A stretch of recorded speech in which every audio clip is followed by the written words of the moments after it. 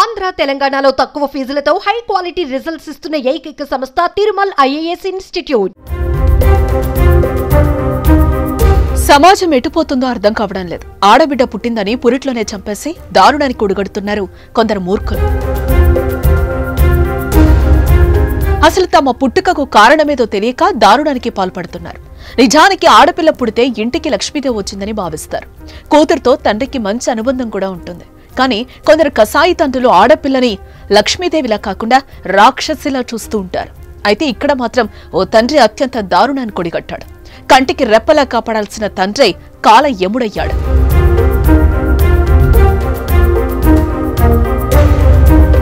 కాకినాడలోని జగన్నాథపురానికి చెందిన కేతు శివమణికి ఇటీవల కూతురు పుట్టింది. శివమణి ఎక్కువగా మందు, సిగరెట్ వంటి వ్యసనాలకు బానిసయ్యాడు. వచ్చిన ఆదాయం సరిపోకపోవడం వల్ల 35 రోజుల కిందట పుట్టిన ఆడపిల్లను అమ్మడానికి ప్రయత్నించాడు. అయితే పుట్టి 35 రోజులైనా కూడా ఆ బిడ్డను కొనడానికి ఎవరు రాలేదని దీంతో కోపంతో ఊగిపోయిన శివమణి ఆ శిశువును చంపేశాడు.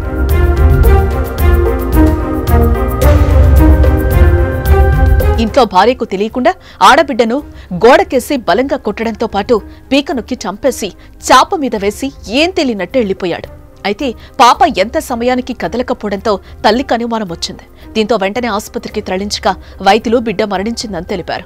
తల్లికి అనుమానం వచ్చి పోలీసులకు ఫిర్యాదు చేయడంతో వారు కేసు నమోదు చేసి విచారణ చేపట్టారు.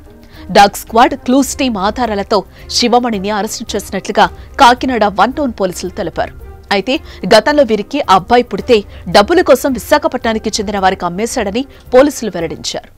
నిన్న అనగా 1/10/2024 రాత్రి 10:30 సమయంలో మాకు కాకినాడ జీజీహెచ్ నుంచి 35 రోజులు పసికందుని చనిపోయినట్టు డెత్ ఇంటిమేషన్ రాగా ఆ డెత్ ఇంటిమేషన్ తీసుకుని ఆ పాప యొక్క తల్లి అయిన భవానీ గారు ఇచ్చిన రిపోర్ట్ ప్రకారం వాళ్ళ భర్తే ఆ పిల్లని ఆడపిల్ల పుట్టిందని చెప్పేసి ఆ పిల్లని అమ్మడానికి పెట్టడానికి ప్రయత్నం చేస్తే ఈ అమ్మాయి అడ్డుకోవడం వల్ల దాంట్లో అతను అగ్రెసివ్ మోడ్లో ఆ పిల్లని గొంతు నులిమి గోడకేసి కొట్టగా ఆ పిల్ల హాస్పిటల్కి తీసుకురాగానే చనిపోయిందని చెప్పేసి మాకు కంప్లైంట్ ఇస్తే